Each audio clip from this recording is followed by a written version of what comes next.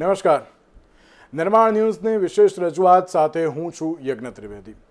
દર્શક મિત્રો, આજે નિર્માણ ન્યૂઝની વિશેષ રજૂઆતમાં ચર્ચા વિચારણા કરવાની છે આઈસ્ક્રીમને લઈને. દર્શક મિત્રો, આઈસ્ક્રીમ એક્સપો 2025નું જે આયોજન કરવામાં આવ્યું છે અમદાવાદ ખાતે 7 થી 9 સપ્ટેમ્બર દરમિયાન જે આ આઈસ્ક્રીમ એક્સપોનું જે આયોજન કરવામાં આવ્યું છે કે જેમાં આઈસ્ક્રીમનું માર્કેટ સાઇઝ ભારતમાં $5 બિલિયન જેવું અત્યારે તો જોવા મળી રહ્યું છે. અને સાથે જ્યારે આપણે અત્યારની વાત કરવામાં આવે તો અત્યારે ક્યાંક જે પરિસ્થિતિ પણ સામે આવી છે કે જેમાં $5 બિલિયન જે માર્કેટ તો છે અને સાથે મેન્યુફેક્ચરર અને સપ્લાયર અને સર્વિસ પ્રોવાઈડર અને ગ્રાહક માટે પણ અત્યારે ઉત્તમ તક છે તેવી પણ બાબત સામે આવી છે. જ્યારે આપણે આઈસ્ક્રીમ એક્સપોની વાત કરીએ તો આઈસ્ક્રીમ એક્સપો એ નાના એવા ધંધા રોજગાર માટે પણ અત્યારે ઘણું મહત્વનું સાબિત થઈ રહ્યું છે. અત્યારના સમયમાં ઘણા બધા વ્યક્તિઓ એમ કહેતા હોય છે કે ના આઈસ્ક્રીમ એક્સપોને અત્યારે તો કેવી રીતે જોવું જોઈએ, શું કરવું જોઈએ, શું નહીં, તેને લઈને અત્યારે ચર્ચા વિચારણાઓ ઘણી બધી જોવા મળતી હોય છે. પણ તેની સાથે આઈસ્ક્રીમ બજાર અત્યારના સમયમાં કેવું છે, આવનારા સમયમાં કેવું છે, તેને અત્યારે તો લોકો કેવી રીતે જોઈ રહ્યા છે અને લોકો અત્યારે તો તેને કેવી રીતે અત્યારે એમ કહેવાય ને કે એક્સેપ્ટ પણ કરી રહ્યા છે. આપણે આ તમામ મુદ્દાઓને લઈને અત્યારે તો આપણે જે ચર્ચા વિચારણા પણ કરવાની છે અને સાથે સાથે જ્યારે આ ઇવેન્ટ એક નવી ટેકનોલોજી, વ્યાવસાયિક તકો પ્રદર્શિત કરવાની પણ એક તક બની રહેશે તેવી બાબત પણ છે. અને જ્યારે આ એક્સપોની વાત કરતા હોઈએ ત્યારે આ એક્સપોમાં જે ખૂબ જ મોટી સંખ્યામાં લોકો પણ અત્યારે વિઝિટ કરી રહ્યા છે 7 થી 9 સપ્ટેમ્બર દરમિયાન તો આ એક્સપો છે અને તેની સાથે ઘણા બધા વ્યક્તિઓએ પણ તેમાં ભાગ લેવો પણ બહુ જરૂરી છે તેવી પણ બાબત અત્યારે તો જોવા મળી રહી છે. ત્યારે આ જ મુદ્દાઓ પર આપણે ચર્ચા વિચારણા પણ કરીશું. ચર્ચા વિચારણા કરવા માટે અમારી સાથે જોડાઈ ગયા છે અમિતભાઈ વર્મા કે જેઓ વર્લ્ડ ઓફ આઈસ્ક્રીમ એક્સપોના ઓર્ગેનાઇઝર છે અને સાથે સાથે જ વિજયભાઈ મલ્હોત્રા આપણી સાથે જોડાઈ ગયા છે કે જેઓ સ્મોલ સ્કેલ મેન્યુફેક્ચરર એસોસિએશન ના જે જનરલ સેક્રેટરી પણ છે. જ્યાં सऊदी पहला तो विजय जी, शुरुआत में आपसे करना चाहता हूँ जिस तरीके से आइसक्रीम एक्सपो की अगर हम बात कर रहे हैं, आइसक्रीम एक्सपो को आप कैसे देख रहे हैं विजय जी?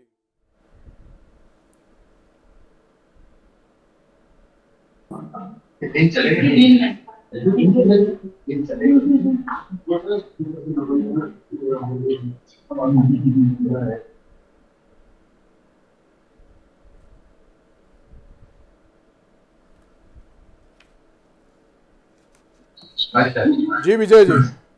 जी जी विजय जी, आप ये आइसक्रीम एक्सपो को आप कैसे देख रहे हो? बहुत अच्छी तरह देख रहे हैं सर. और जिस तरीके से अगर हम आज की बात करें तो आइसक्रीम का मतलब क्या है विजय जी? आइसक्रीम एक खुशियां बांटने वाली चीज है. छोटे बच्चे से लेकर के बड़े बूढ़े तक हर आदमी को आइसक्रीम का शौक होता है सर. बिल्कुल. और अमित भाई भी हमारे साथ है. अमित भाई, आप ये वर्ल्ड ऑफ जो आइसक्रीम एक्सपो का जो आयोजन हुआ है, सबसे पहले तो आप उसके बारे में कुछ कहिए.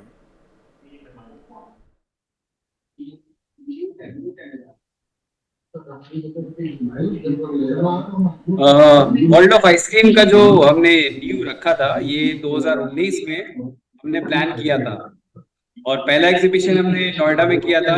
और इसके पीछे का जो मकसद है वो ये है कि हिंदुस्तान में जितने भी छोटे और बड़े व्यापारी हैं जो आइसक्रीम के निर्माण में अपना अपना रोल निभाते हैं, उनके लिए एक मंच प्रदान किया जाए ताकि उनको भी बहुत अच्छी अपॉर्चुनिटी बिजनेस एक्सप्लोर करने के लिए मिले. तो इस मकसद से हमने ये शुरुआत करी है. और पिछले 3 एडिशन में हमने ये देखा कि धीरे धीरे लोगों को हम पे विश्वास आ रहा है कि नहीं, इन लोगों का प्रयास जो है ना सराहनीय है और इस मंच पे आने से हमें बहुत सारी अपॉर्चुनिटी मिल रही है.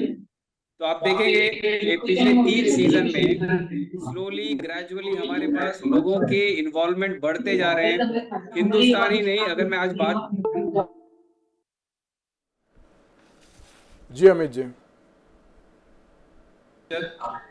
और सबसे बड़ा चीज जो हमने किया वो हमने सिर्फ इंडस्ट्री के लोगों को इनवाइट किया ताकि जेन्युइन क्राउड आ सके.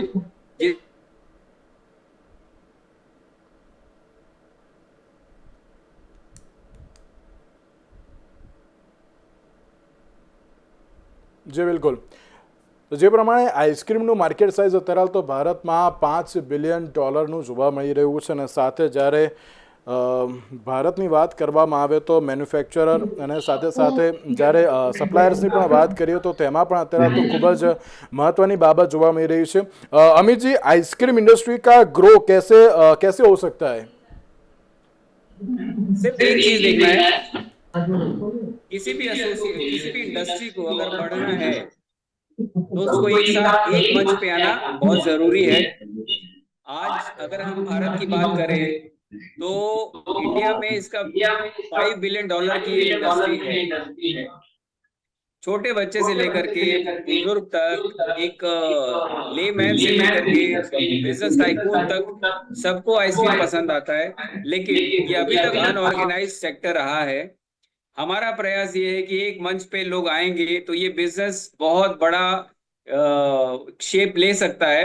और हिंदुस्तान में इसकी अपॉर्चुनिटी अगर बात करूं तो बहुत व्यापक है, बहुत व्यापक. हमारा जो प्रयास है सबको संगठित करने का, वही एक माध्यम है जिससे ये इंडस्ट्री को हम 5 बिलियन से 50 बिलियन तक पहुंचा सकते हैं अगले 10 सालों में. जी बिल्कुल. विजय जी, जिस तरीके से अगर हम आइसक्रीम के बारे में फॉरेन कंट्री की और हमारी कंट्री की सोच में क्या डिफरेंस हो सकता है विजय जी?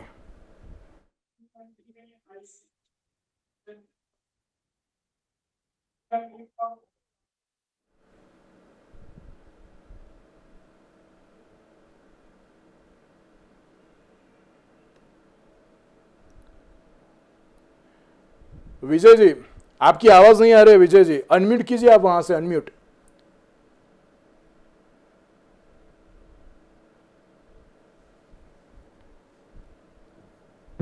जी अब आ रही है सर?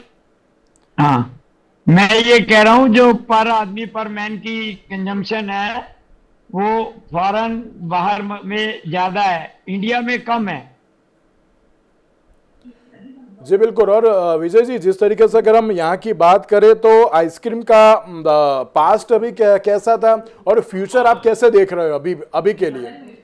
अब हम आगे का जो फ्यूचर देख रहे हैं अपने इंडिया का बहुत अच्छा देख रहे हैं, क्योंकि हमारे यहाँ इसमें जो जीएसटी का था 18% से हमारे माननीय मोदी जी ने 5% करवा दिया. उससे भी इस पर बहुत फर्क पड़ेगा, प्राइस में भी फर्क पड़ेगा, रॉ मटेरियल में भी फर्क पड़ेगा, हर चीज में फर्क पड़ेगा. तो उससे इंडिया की कंजम्पशन पर मैन भी बढ़ेगी, बहुत बढ़ेगी. और विजय जी, जिस तरीके से अगर हम अभी की बात करें तो जिस तरीके से आइसक्रीम का मार्केट साइज इंडिया में $5 बिलियन का रहा है, क्या लगता है कि ये बढ़ेगा? नहीं, ये अब बहुत बढ़ेगा, आगे बहुत बढ़ेगा, पर ईयर बढ़ता जाएगा. मतलब कैसे बढ़ेगा? क्या क्या अभी नई शुरुआत करने वाले हैं आप इस इंडस्ट्री में? इस इंडस्ट्री के लिए हम सब टोटल जितने हमारे व्यापारी हैं, छोटे या बड़े, सबको एक मंच पर लाकर एकत्रित करने वाले हैं. जितने एग्जीबिटर हैं, मशीनरी वाले हैं, रॉ मटेरियल वाले हैं, उन सबको एक ही मंच पर ला करके इस आइसक्रीम के बिजनेस को बहुत ज्यादा आगे बढ़ाने वाले हैं.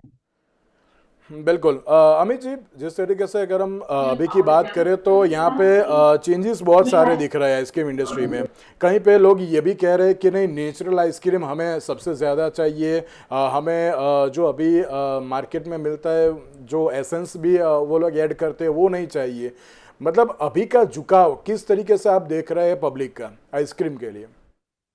जैसा कि जैसे जैसे लोग जागरूक होते जा रहे हैं और आप लोगों का जो मीडिया है उसके माध्यम से लोगों को एक डिफरेंस समझ में आ रहा है कि हमारी जो वास्तविकता है वो नेचर के लोग वो मतलब जितना हम नेचर से जुड़े रहेंगे, अभी जितने भी टेक्नोलॉजीज के डेवलपमेंट हुए हैं उससे हमको चीज़ों को ना रिफाइन करने में और प्रोसेस करने में बहुत आसानी हो रही. पहले क्या होता था कि आप कुल्फी वाला होता था, वो बेचारा अपने घर में बनाता था, बनाने के बाद वो बेचता था.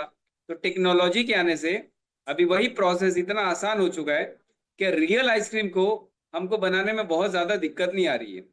तो आज आइसक्रीम के अगर मैं इसके नेचर के नज़दीक और रियलिस्टिक की तरफ जाने की बात करूं तो धीरे धीरे लोग इतने जागरूक हो रहे हैं कि वो इंसिस्ट कर रहे हैं ब्रांड्स को कि भैया हमको आप नेचर के नज़दीक रखिए और रियल आइसक्रीम की तरफ फोकस करिए. क्योंकि जितने ज़्यादा लोग अवेयर होंगे, और सबसे बड़ा इसमें रोल सोशल मीडिया का है कि वो लोगों को ये सोचने पे मजबूर कर दे रहे हैं कि हम अपने हेल्थ से खिलवाड़ न करें।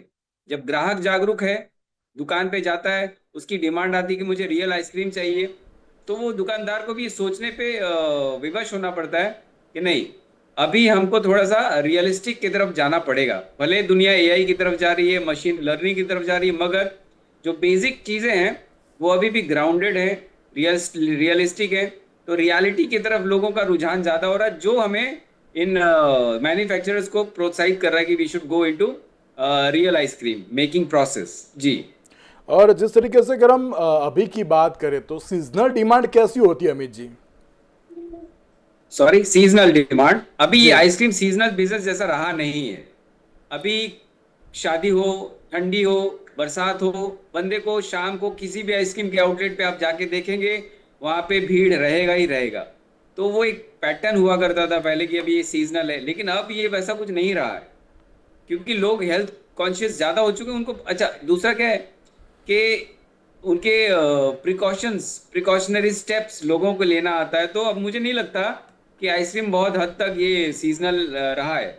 आप जी। देखिए, ज्यादातर लोग आइसक्रीम शाम को खाना पसंद करते हैं, और नॉर्मली ज्यादातर ठंडा ही होता है मौसम शाम का।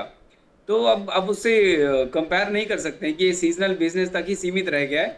थोड़ा बहुत इफेक्ट आता है, वो मैं मानता हूँ, बट पूरा का पूरा तो ट्रांसफॉर्मेशन नहीं हो। बट हाँ, काफी हद तक आप देखेंगे कि सीजनल बिजनेस हट के ये traditional business 365 days, Diwali, Holi, कभी भी देखेंगे ये हर सीजन के लिए अब तैयार है। तो लोगों को भी ऐसा समझ में आ रहा है कि अभी सीजनल बिजनेस नहीं रहा। जी। जी बिल्कुल।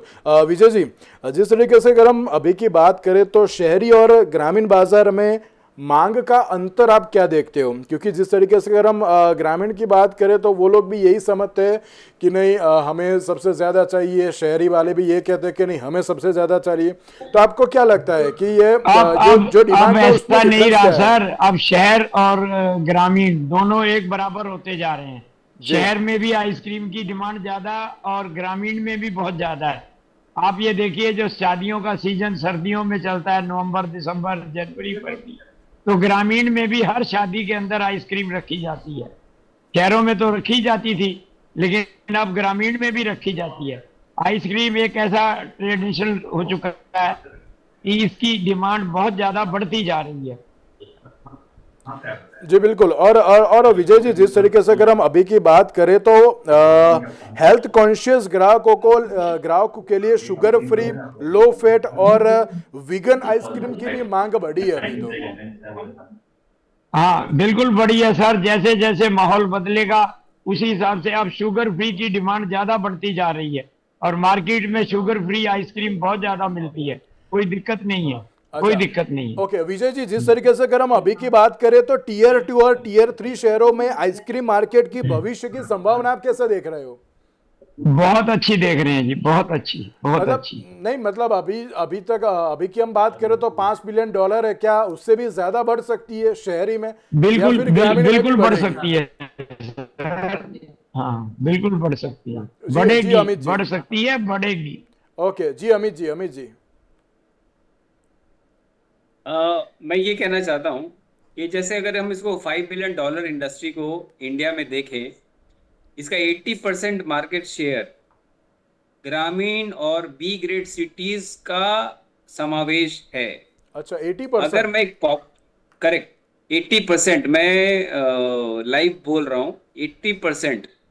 अगर आप टॉप ब्रांड्स की कोई भी ब्रांड की बात करें, वो दुनिया भारत के एक कोने में अगर बनता है, कोई भी आप चोकोबार की बात करिए या एक वेनिला फ्लेवर की बात करिए, तो अगर उसकी कीमत ₹20 है किसी एक शहर में, अगर मैं मुंबई की बात करूं, उस ब्रांड का वो ₹20 में, अच्छा ये पेरिशेबल आइटम है, लॉजिस्टिक्स का अलग खर्चा आता है, डिस्ट्रीब्यूटर को अलग देना पड़ता है। तो जब मुंबई वाली चीज आसाम के किसी जगह पहुंचती है, तो पहले तो वो ट्रांसपोर्टेशन में 4 दिन लगता है, उसकी शेल्फ लाइफ कम होती है, प्लस वो ₹20 की चीज वहां पहुंचते पहुंचते ₹26 की हो जाती है।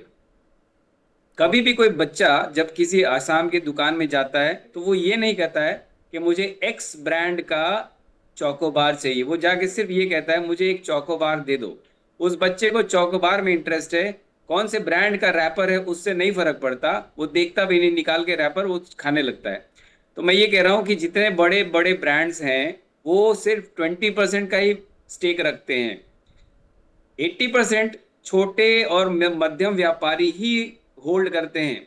हमारा प्रॉब्लम ये था अब तक कि इन 80% के जो मैन्युफैक्चरर्स हैं उनके लिए कोई प्लेटफॉर्म नहीं था, तो उनको कोई गिनती नहीं करता था, उनकी भीड़ दिखती नहीं थी।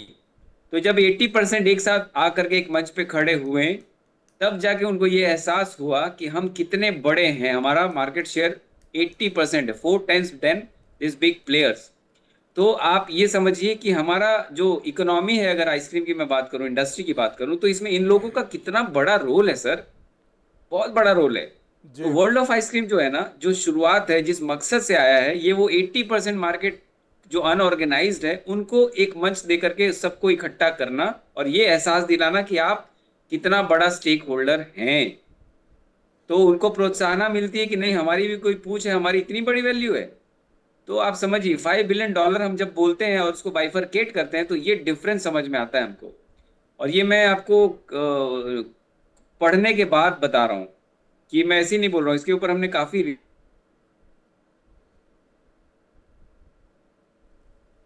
जी बिल्कुल। अमित जी, जिस तरीके से अगर हम अभी की बात करें तो शुरू करते हैं, कुछ अच्छा शुरू करते हैं तो बहुत सारी दिक्कतें तैयार हैं। जी जी। अमित जी जिस तरीके से अगर हम आइसक्रीम की बात करें तो पैकेजिंग और ब्रांडिंग में नए ट्रेंड्स क्या हैं अभी? अभी पैकेजिंग और अभी आपने, अच्छा, अभी हमारे पास एक एग्जीबिटर आए थे, वो बड़ा इनोवेटिव कटलरी लेकर आए थे। जी जैसे हम नॉर्मली वो कैसे हमारे नेचर को सोच, नेचर को जहन में रख करके उन्होंने कटलरी बनाया। चम्मच उन्होंने मुझे दिया कि सर ये चम्मच, आप इसे आइसक्रीम खाओ। तो मुझे वही आइसक्रीम का कप दिया, वो चम्मच दिया, मैं आइसक्रीम पूरा खा गया। उसके बाद उन्होंने बोला इस चम्मच को आप दांत से काटिए, तो मैंने दांत से तोड़ा तो चॉकलेट था। अच्छा।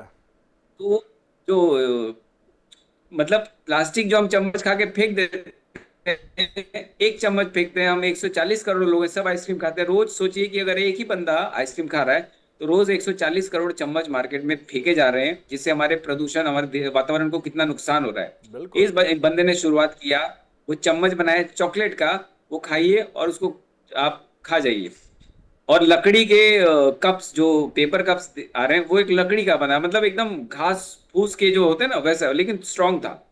उसके अंदर खाया, उसने बोला कि आप ये फेंक दीजिए, लेकिन ये जो फेंकेंगे ना, ये या तो जल जाएगा या कूड़ेदान में लोग फेंकेंगे तो उससे गाय भैंस खा जाएगी, तो उससे नुकसान नहीं होगा। ये मुझे बहुत अच्छा लगा।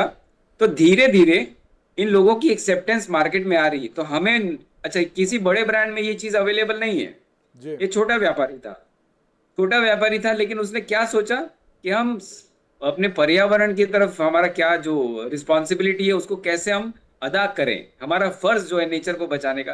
तो ये प्रयास उनका बहुत अच्छा लगा और ये मंच था, मुझे तो बहुत सौभाग्य प्राप्त फील हो रहा है कि हमारे मंच पे वो लोग आए और ऐसा डिस्ट्रीब्यूट किए वो। और दुनिया से बहुत सारे लोग आए थे, अलग अलग स्टेट कंट्री से, उनको भी अच्छा लगा, बहुत सारे ऑर्डर्स मिले। तो प्रिंटिंग पैकेजिंग की जो आप बात कर रहे हैं ना, उसमें भी बहुत सारी चेंजेस आ रही है। जी। बिल्कुल बिल्कुल। विजय जी, जिस तरीके से अगर हम अभी की बात करें तो छोटे शहरों में और कस्बों में आइसक्रीम की उपलब्धता बढ़ाने के लिए कंपनियां कौन सी रणनीतियां अभी भी अपना रही है? क्योंकि मोस्टली सब लोग अभी आइसक्रीम खाते ही है, मगर अभी भी ज़्यादा लोग कंज्यूम करें उसके लिए। विजय जी आप अनम्यूट कीजिए वहाँ से। जी हाँ जी, जो बड़ी कंपनियां हैं वो भी अब ग्रामीण में आइसक्रीम उनकी भी जाती है, अच्छा। शहरों में तो जाती है आजकल, उनका भी बहुत ट्रेंड हो गया है, ग्रामीण में बहुत जगह। और लोकल में जो हमारे अनऑर्गेनाइज वाले हैं उनका भी फैक्ट्री बहुत है।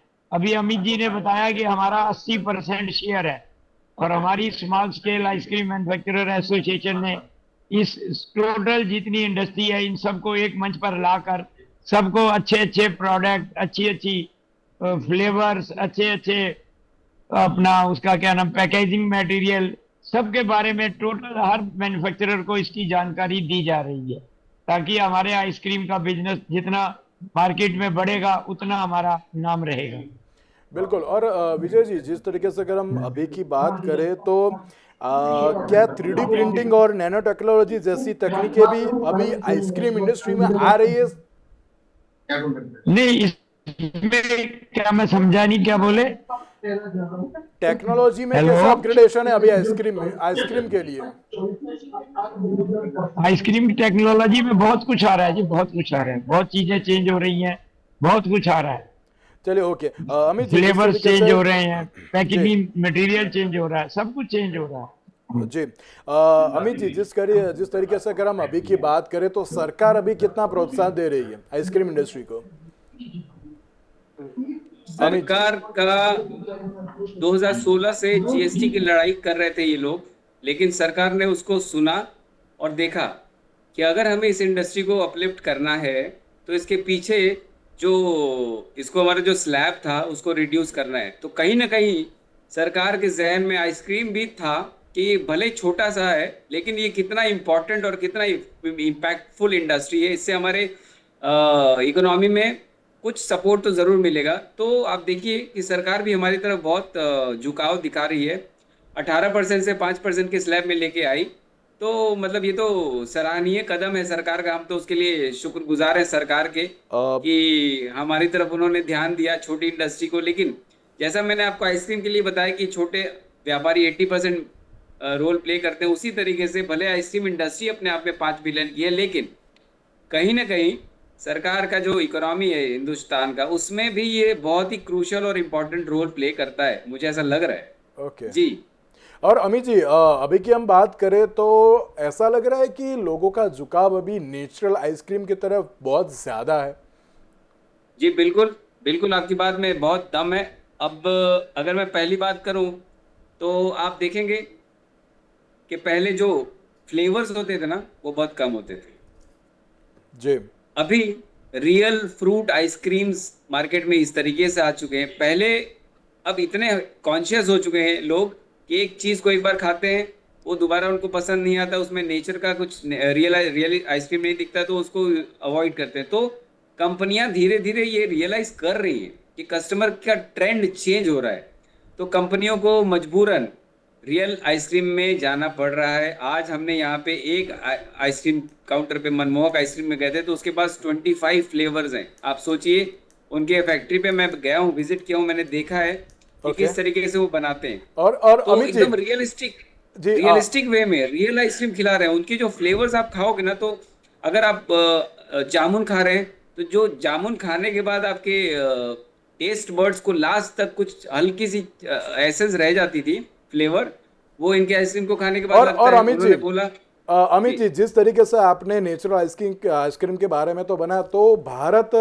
ग्लोबली आइसक्रीम का हब बन सकता है। जिस तरीके से इटली और स्विट्जरलैंड की बात करें तो उनके डेजर्ट्स बहुत ही फेमस है, वर्ल्ड वाइड है, तो क्या भारत भी उसमें एक कदम आगे बढ़ सकता है ग्लोबली?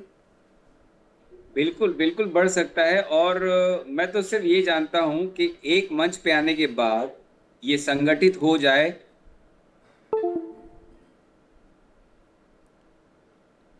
बिल्कुल, मतलब એટલે કે અત્યારે આની उसके अंदर वो पोटेंशियल है।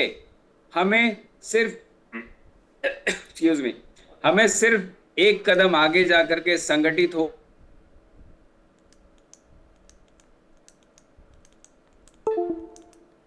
બિલકુલ, તો હવે આગામી સમયમાં હવે કેવા પ્રકારની પરિસ્થિતિ જોવા મળશે તેના લઈને તો એક સવાલ યથાવત જોવા મળતો હોય છે, પણ જે પ્રમાણે અમિતજી અને વિજયભાઈએ પણ જે વાત કરી કે ના અત્યારના સમયમાં ઘણી મહત્વની એક બાબત જોવા મળતી હોય છે કે ના આઈસ્ક્રીમ ઇન્ડસ્ટ્રીને આગળ વધારવી પણ બહુ જરૂરી છે અને હવે તેમાં આગામી સમયમાં કેવી રીતના પગલાં લેવામાં આવશે તે તો આવનારો સમય જ બતાવશે। તેની સાથે જ અમિતભાઈ અને વિજયભાઈ આ બંનેનો આભાર અમારી સાથે ચર્ચા વિચારણામાં જોડાવા માટે। સાથે જ દર્શક મિત્રો, આજના વિશેષ કાર્યક્રમમાં મને આપશો રજા।